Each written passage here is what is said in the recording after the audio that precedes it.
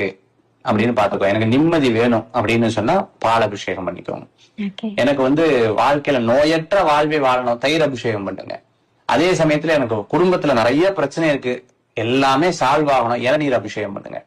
Fame and name கிடைக்கணும் sir, எனக்கு நான் உழைக்கிறேன் சார், ஆனா இன்ன வரைக்கும் வெளியில யாருக்குமே தெரியறது இல்ல, சந்தன அபிஷேகம் பண்ணுங்க.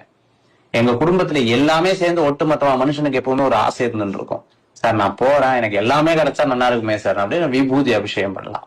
அதே சமயத்துல குடும்பத்துல கணவன் மனைவிக்குள்ள ஒற்றுமை வேணும், பஞ்சாமிர்த அபிஷேகம் பண்ணுங்க. இப்படி ஒவ்வொரு அபிஷேகத்துக்கும் ஒவ்வொரு தாத்பரியங்கள் இருக்கு. அப்படி அந்த வேண்டுதலை கொண்டு முருகனுக்கு அந்த அபிஷேகங்கள்ல கலந்து கொள்ளுங்கள். அந்த அபிஷேகத்தப்போ உங்களுக்குன்னு என்னென்ன விஷயத்துக்கு பிரார்த்தனை இருக்கு அப்படின்னு பாத்துக்கோ. எனக்கு நிம்மதி வேணும் அப்படின்னு சொன்னா பால் அபிஷேகம் பண்ணிக்கோங்க. எனக்கு வாழ்க்கையில நோயற்ற வாழ்வை வாழணும், தயிர் அபிஷேகம் பண்ணுங்க. அதே சமயத்துல எனக்கு குடும்பத்துல நிறைய பிரச்சனை இருக்கு,